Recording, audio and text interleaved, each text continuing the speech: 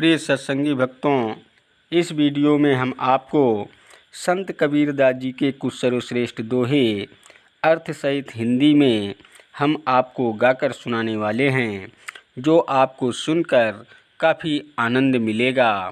Video के last date तक ज़रूर बने रहें ताकि आपको सारी जानकारी सही तरीके से मिल सके और बेल वाली घंटी दबाना मत भूलें ताकि आपको सारी नोटिफिकेशन हमेशा मिलती रहे। प्रिय भक्तों, सुनिएगा, ज़रूर सुनकर आपको आनंद आएगा। अधर्मदास यह कठिन कहानी, अगुरु मत ते कोई बिरले जानी। सदगुरु कबीर साहब समझाते हुए कहते हैं कि हे धर्मदास, जीवित रहते हुए जीवन में मृतक दशा की कहानी बहुत ही कठिन है। इसे सदगुरु के सत्य ज्ञान से कोई बिरला जन सत्य भक्त ही जान पाता है, या सदगुरु से प्राप्त सत्य ज्ञान के उपदेश के सुप्रभाव से ही इस स्थिति को प्राप्त किया जाता है। जीवित रहते हुए मृतक दशा का प्राप्त होना किसी सच्चे भक्त की भक्ति साधना की सर्वोच्च स्थिति है।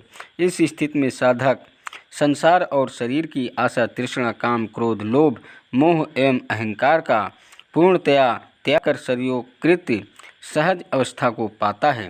मृतक भाव को उसके महत्व सहित स्पष्ट करते हुए सदगुरु कबीर साहब समझाते हुए कहते हैं कि जब तक जीव में इस शरीर के प्रति आसक्ति है, तब तक जीवित रहते हुए मृतक भाव को नहीं पाया जा सकता।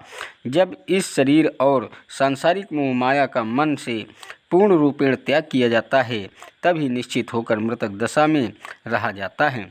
जीवित रहते हुए जीवन में मृतक दशा तब समझें जब अपने अहंकार को सर्वथा समाप्त कर दिया जाए और अपने भीतर सहज शून्य परमात्मा स्वरूप के मन को लगाया जाए। परंतु ये भी सत्य है कि जीवित रहते हुए मृतक भाव की स्थिति प्राप्त कर पाना अत्यंत ही दुरूह है, जिसे साधारण मनुष्य प्राप्त नहीं कर सकते। इससे यही प्रमाणित होता है कि केवल कोई सच्चा साधक ही सद्गुरु से प्राप्त सत्य ज्ञान की साधना का अभ्यास करके मृतक भाव को प्राप्त कर लेता है। अमृत के होए के खोजहि संता, अशब्द बिचरी गहे मगुअंता। जीवन में मृतक भाव को प्राप्त हुआ सच्चा संत अपने परम लक्ष्य कल्याण को ढूंढता है। वह सद्गुरु के शब्द विचारों को अच्छी तरह से प्राप्त करके उनके द्वारा बताए गए परम सत्य मार्ग का अनुसरण करता है। जैसे भृंग कीट के पासा, अकीट ही गही गुरु गम परकासा। अशब्द घात कर महित ही डारे, अभृंगी अशब्द कीट जो धारे। उदाहरण स्वरूप जैसे भृंगी जब कीट के पास जाकर उसे अपना तेज शब्द स्वर सुनाता है, तो कीट उसके गुरु ज्ञान रूपी वचनोपदेश को ग्रहण करता है। गुंजार करते हुए भृंगी अपने तेज शब्द स्वर की गुंजार सुनाकर कीट को पृथ्वी पर डाल देता है, और जो कीट उस भृंगी शब्द को धारण करे। तब लय गो भृंगी निज गेहा, अस्वाति देह कीन्हो समदेहा। अभृंगी अशब्द कीट जो माना, अवरण फेर आपन कर जाना। तब भृंगी उसे अपने घर ले गया तथा गुंजार कर उसे अपना स्वाति शब्द सुनाकर उसके शरीर को अपने समान बना लिया। भृंगी के महान शब्द रूपी स्वर गुंजार को यदि कीट ने अच्छी तरह से स्वीकार किया, तो भृंगी उसका पूर्ण वर्ण बदलकर अपना जान लेता है, यानी दोनों में कोई अंतर नहीं रह जाता, स्वरूप समरूप हो जाते हैं। स्वाति एक विशेष नक्षत्र माना जाता है जिसकी बूंद सीप में गिरने से सीप मोती बन जाता है। भृंगी के शब्द गुंजार को स्वाति नक्षत्र की उपमा इसीलिए दी गई है कि उसकी भी सुनकर कीट भी बदल कर भृंगी बन जाता है। अबिरला कीट होए सुखदाई, अप्रथम आवाज गहे चितलाई। कोई दूजे कोई तीजे माने, तन मन रहित शब्द हित जाने। असंख्यों झिंगुर कीटों में से सो कोई बिरला कीट ही उपयुक्त और अनुकूल सुख प्रदान करने वाला होता है, जो भृंगी के प्रथम शब्द गुंजार को हृदय से स्वीकारता है। अन्यथा कोई दूसरे और तीसरे शब्द स्वर को मानकर स्वीकार करते हैं। तन मन से रहित भृंगी के उस महान शब्द रूपी स्वर गुंजार को स्वीकार करने में ही झिंगुर कीट अपना भला मानते हैं। अभृंगीय शब्द कीट नागहि, तो पुनि कीट आसरे रहि।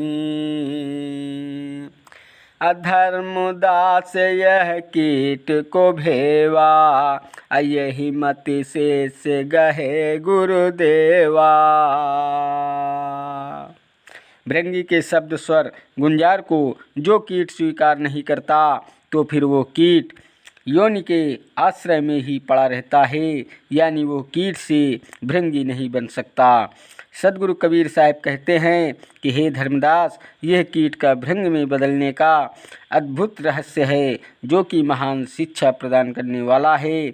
इसी प्रकार शिष्य को शुद्ध बुद्धि से सदगुरु के सदुपदेश और सुविचारों को हृदय से स्वीकार करना चाहिए, जिससे वो शिष्य विषय विकारों के अज्ञान रूपी बंधनों से मुक्त होकर कल्याण स्वरूप को प्राप्त कर सके। अभृंगी मति दृढ़ के गहे, तो करो निज समय ओहि हो। अद्वितीया भाव चित व्यापै, 16 जीव मोहि हो। गुरु शब्द निश्चय सत्य मानै, भृंगी मति तब पावई। तजी सकल आशा शब्द है बासा, कागे हंस कहावई। सदगुरु कबीर साहब भृंगी भाव की श्रेष्ठता के महत्व को समझाते हुए कहते हैं कि भृंगी की मति को जो कोई मनुष्य सुदृढ़ भाव से स्वीकार करे, तो उसे मैं अपने समान ही कर लेता हूँ। जिसके हृदय में मेरे अलावा और कोई दूसरा भाव न बसता हो, और जिसकी किसी अन्य से लग्न न हो, जो केवल मुझ को समर्पित हो, वो मेरा अनन्य भक्त जीव मुझे प्राप्त करता है।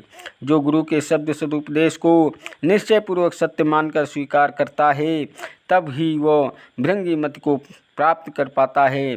फिर वो सभी सांसारिक आशाओं का त्याग करके मेरे शब्द के अनुसार अच्छी तरह से उसका आचरण करता है, तो वह नीच योनि में बसने वाले कौवे से बदलकर उत्तम योनि को प्राप्त हंस कहलाता है। अतजय काग की चाल, सत्य शब्द गही हंस हो। अमुक्ता चुगै रसाल, अपुरुष पक्ष गुरु मग गवन। सदगुरु कबीर साहब हंस वृत्ति को समझाते हुए कहते हैं कि कौवे की दुष्प्रकृति को त्याग कर सदगुरु के सार सत्य शब्द को स्वीकार करके हंस होना चाहिए, यानी सदगुरु के सदुपदेश को हृदय से स्वीकार करके मन वचन वाणी कर्म से पवित्र विनम्र उदार सदाचार एवं सात्विक सद्गुणों से युक्त हंस के समान होना चाहिए।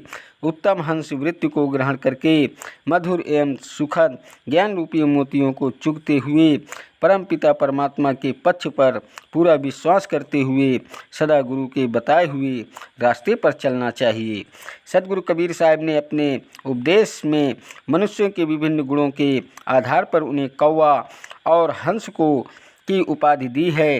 कौवा निष्कृष्ट योनि, अशुभ एवं आचारहीन प्रवृत्ति का प्रतीक माना जाता है। कौवा अपने स्वभाव स्वरूप धूर्त, चालाक, चंचल एवं हिंसक प्रवृत्ति का प्रायः अशुद्ध भोजन खाने वाला होता है, जबकि इसके विपरीत हंस उत्तम योनि, सरल, शुभ, सद्गुण संपन्न माना जाता है। हंस को पवित्रता, सात्विकता और आदर्श गुणों का प्रतीक माना जाता है। वह दूध में से पानी अलग करके केवल दूध का ही भक्षण करता है। उपर्युक्त उदाहरणों के अनुसार जो मनुष्य आचार विचारहीन, राग द्वेष, हिंसा, काम, क्रोध आदि एवं पाप कर्मों में लगे रहते हैं, उन्हें कौवा वृत्ति का माना जाता है। और जो इसके विपरीत शुद्ध आचार विचार रखने वाले, सेवा, सत्संग, गुरु ज्ञान के बताए मार्ग पर चलने वाले सात्विक प्रवृत्ति के होते हैं, उन्हें हंस प्रवृत्ति का माना जाता है। दुर्लभ मनुष्य जीवन के कल्याणार्थ सदगुरु कबीर साहब समझाते हुए कहते हैं कि हे मनुष्य, तू समस्त अमानवीय कर्मों को त्याग करके सत्कर्मों को अपना कर अपना ये मनुष्य जीवन सार्थक कर ले। कौवे जैसी दुष्ट वृत्ति को त्याग कर हंस जैसा सवृत्ति को धारण कर, तभी यह तेरा मनुष्य जीवन सार्थक होगा। कबीर साहब कहते हैं कि इस संसार में ये तंत्र मंत्र सब मिथ्या है, माया जाल है, इनसे कोई भी साधना, सिद्धि या कल्याण नहीं हो सकता। अतः भूलकर भी इनके चक्कर में मत पड़ो। सद्गुरु का सार शब्द जो जाने बिना कल्याण नहीं होगा। असुनहु संत यह मृतक स्वभाव, अबिरला जीव पीव मग धाऊ। और सुनहु मृतक का भेवा, अमृतक हो ये सतगुरु पद सेवा। अमृतक छोह निभाए उर धारे, अछोह निभावहूँ जीव उभारे। सदगुरु कबीर साहब कहते हैं कि हे संत धर्मदास, जीवित रहते हुए ये मृतक भाव का अनूठा ज्ञान तुम ध्यानपूर्वक सुनो। इसे ग्रहण करके ही कोई बिरला मुमुक्ष जीव ही परमपिता परमात्मा को प्राप्त होने वाले साधना मार्ग पर चल सकता है।